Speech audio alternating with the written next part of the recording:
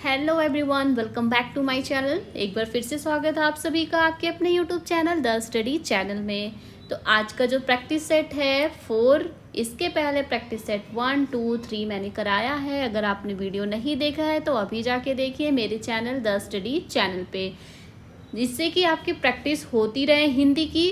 और आप मेरे चैनल पे जाएंगे तो आपको वहाँ पे सीडीपी का भी प्रैक्टिस सेट देखने को मिलेगा, जो कि आपके आने वाले एग्ज़ाम में आपको बहुत हेल्प करेगा।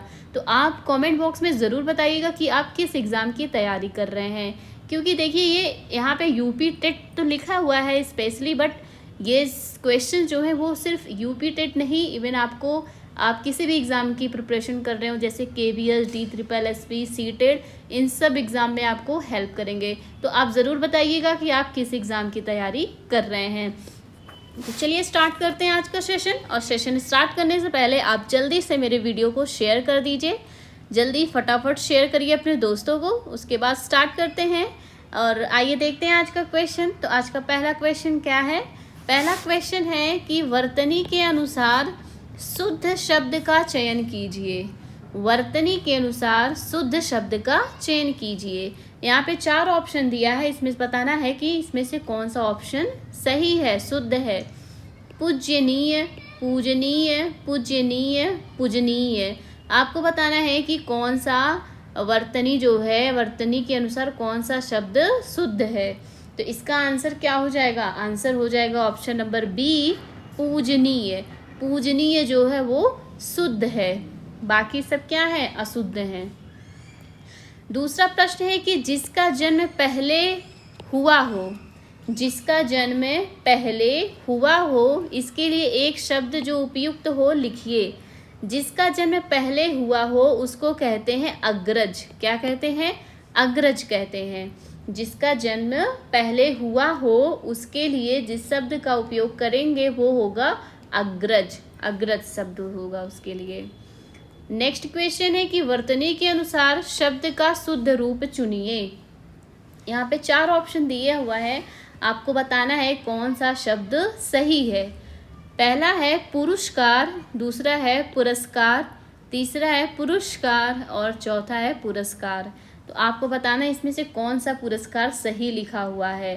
तो इसका आंसर हो जाएगा ऑप्शन नंबर डी, पुरस्कार। देखिए वर्तनी शुद्ध अशुद्ध ये क्वेश्चन 1-2 ज़रूर आते एग्ज़ाम में, तो आप ध्यान से ज़रूर हर शब्द पे ध्यान दीजिए कि कौन सा शुद्ध है कौन सा अशुद्ध है, क्योंकि हम कई बार जो हमारा प्रोनाउंसिएशन होता है, उच्चारण, वो गलत होता है, तो हम उसी को सही समझ लेते हैं। तो इस चीज़ का आपको बहुत ध्यान देना है। यहाँ से क्वेश्चन 1-2 ज़रूर पूछते हैं हर एग्ज़ाम में, तो ध्यान दीजिएगा आप सभी।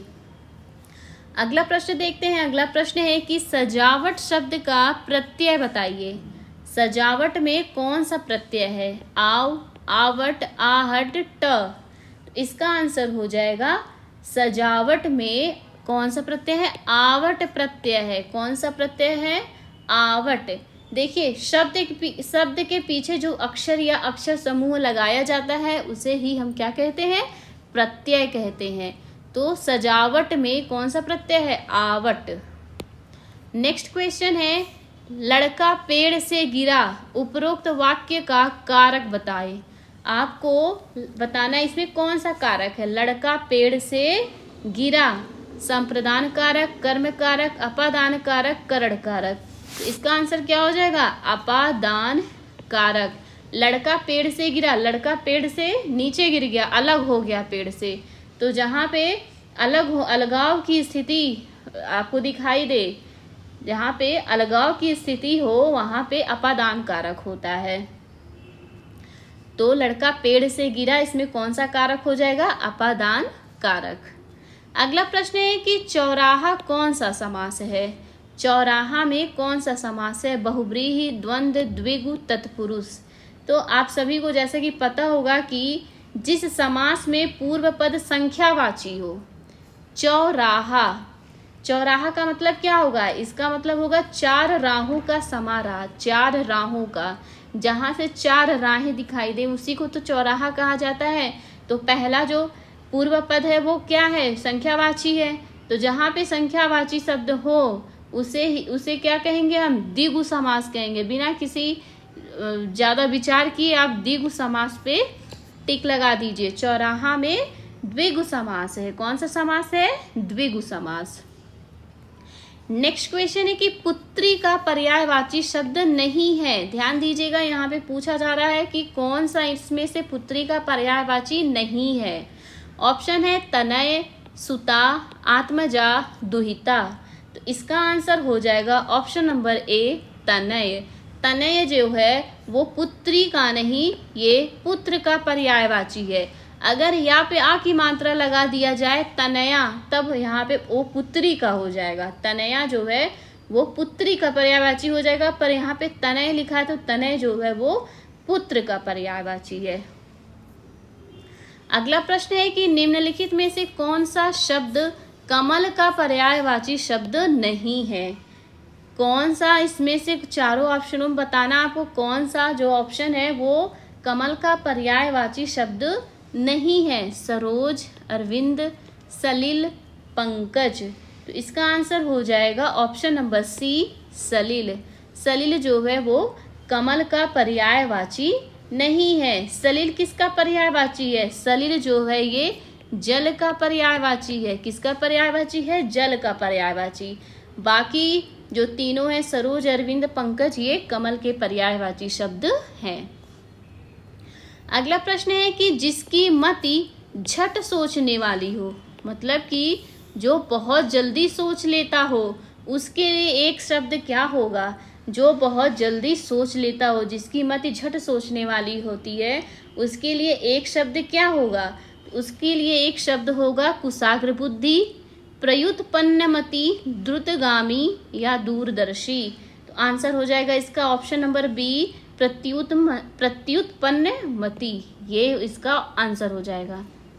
अगला प्रश्न है कि निम्नलिखित वाक्य में से शुद्ध रूप चुनिए। निम्नलिखित वाक्य में ये चार ऑप्शन दिए हैं, चार वाक्य हैं, इसमें से बताना है कौन सा शुद्ध है, कौन सा शुद्ध वाक्य है। तो देखिए पढ़ लेते हैं इसको। पहला ऑप्शन है हमारी सौभाग्यवती कन्या का विवाह होने जा रहा है। हमारी आयुष्मती कन्या का विवाह होने जा रहा है।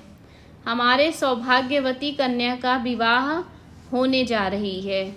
हमारी आयुष्मती कन्या की विवाह होने जा रहा है। तो इसका आंसर हो जाएगा हमारी आयुष्मती कन्या का विवाह होने जा रहा है। यही इसका शुद्ध रूप है। अगला है निम्नलिखित वाक्य में शुद्ध रूप चुनिए। यहाँ पे भी आपको बताना है कौन सा शुद्ध है। हमारे यहाँ तरुण नव युवकों की शिक्षा का अच्छा प्रबंध है।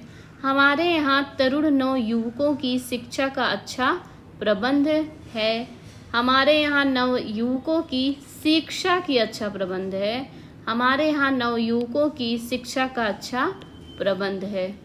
तो इसका आंसर यही हो जाएगा ऑप्शन नंबर 4। हमारे यहाँ नव युवकों की शिक्षा का अच्छा प्रबंध है, यही इसका सही आंसर हो जाएगा।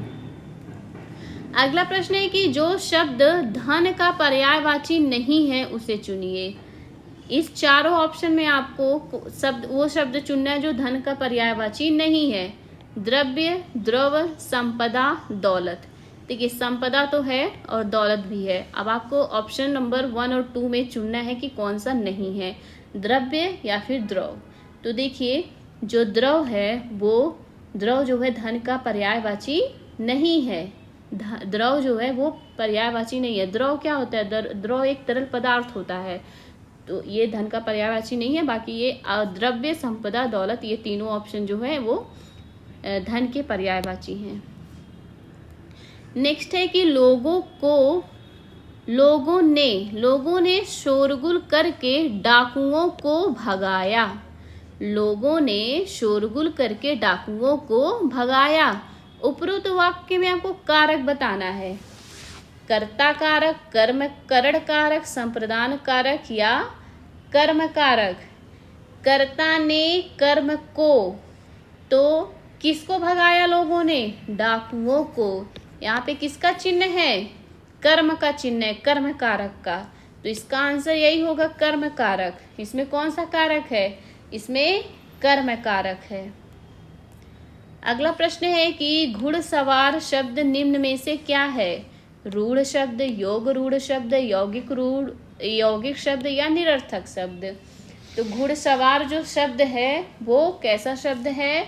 वो यौगिक शब्द है। घुड़सवार यौगिक शब्द है। देखिए, ऐसे शब्द जो दो शब्दों के मेल से बनते हैं, जिनके खंड सार्थक होते हैं, उसे यौगिक शब्द कहते हैं। जैसे आग बबूला, पीलापन, दूध वाला, घुड़सवार, ये इत्यादि जो है यौगिक शब्द हैं। नेक्स्ट है अजायब घर है। अजायब घर कैसा शब्द है? देशी शब्द है, तत्सम शब्द है, विदेशी शब्द है या संकर शब्द है? तो इसका आंसर होगा संकर शब्द। अजायब घर जो है वो संकर शब्द है। देखिए, भिन्न भाषाओं के दो भिन्न भाषाओं के योग से बने शब्द को संकर शब्द कहते हैं। दो भिन्न भाषाओं के योग से बने शब्द को संकर शब्द कहते हैं। जैसे अजायब, इसको अगर हम इसका संधि विच्छेद कर दें तो अजायब हो जाएगा और घर हो जाएगा। तो अजायब जो है वो ये अरबी भाषा है, ये अरबी भाषा का शब्द है। अरबी भाषा का शब्द है अजायब, जबकि घर जो है वो हिंदी है। घर जो है वो हिंदी भाषा का है। तो जब दो भाषाओं के योग से बने शब्द को क्या कहते हैं? संकर शब्द। तो यहाँ पे दो भाषाओं से बना हुआ शब्द है ना अजायब घर, तो इसका आंसर क्या हो जाएगा? संकर शब्द। नेक्स्ट है आचार का विलोम शब्द है। आचार का विलोम शब्द होता है अनाचार। ऑप्शन नंबर 2 बिल्कुल सही आंसर है। नेक्स्ट है दुस्साहस शब्द का उपसर्ग चुनिए। दुस्साहस शब्द में कौन सा उपसर्ग है ये बताना है आपको। तो इसमें जो उपसर्ग है वो है दुष, दुर, दु या श। तो आंसर हो जाएगा दुष। इसमें दुष शब्द ये जो है उपसर्ग है दुस्साहस में। अगला है महात्मा गांधी में अमूल्य गुण थे। इस वाक्य में अमूल्य शब्द क्या है? महात्मा गांधी में अमूल्य गुण थे, इसमें अमूल्य शब्द क्या है? विशेषण है, संज्ञा है, सर्वनाम है या क्रिया है? बताइए आप सभी। तो जैसे कि आप सभी को पता है कि जो संज्ञा या सर्वनाम की विशेषता बताता है उसको क्या कहा जाता है? विशेषण कहा जाता है। तो यहाँ पे महात्मा गांधी की विशेषता बताई जा रही है ना। महात्मा गांधी में क्या थे? अमूल्य गुण थे। तो अमूल्य क्या है? विशेषण है। आंसर क्या हो जाएगा? विशेषण। नेक्स्ट है कि निम्नलिखित वाक्यों में क्रिया विशेषण युक्त वाक्य कौन सा है? मैं कल नहीं जाऊंगा, यह फूल सुंदर है, हवा धीरे धीरे बह रही है, आज हम स्कूल जाएंगे। तो उपर्युक्त वाक्यों में इन सभी चारों ऑप्शन हैं, इसमें से जो सही आंसर है वो हो जाएगा हवा धीरे धीरे बह रही है। हवा धीरे धीरे बह रही है, ये क्रिया विशेषण युक्त वाक्य है। अगला देखते हैं। अगला प्रश्न है कि निम्नलिखित में योग रूढ़ शब्द चुनिए। योग रूढ़ शब्द चुनना है इनमें से। तो पील, चक्रपाणी, दूध वाला, नैन। आंसर क्या हो जाएगा? चक्रपाणी। योग रूढ़ शब्द है चक्रपाणी। योग रूढ़ वे शब्द होते हैं जो दो शब्दों को योग से बनते हैं परंतु अर्थ देने में रूढ़ हो जाते हैं, वो योग रूढ़ कहलाते हैं। यहाँ पे चक्रपाणी में चक्र, इसको जब हम संधि विच्छेद करेंगे तो हो जाएगा चक्रधन पाणी। चक्र को हाथ में धारण करने वाला कौन है? विष्णु भगवान है। तो इसका आंसर है ये जो है चक्रपाणी, वो कैसा शब्द है? योग रूढ़ शब्द है। योग रूढ़ शब्द है।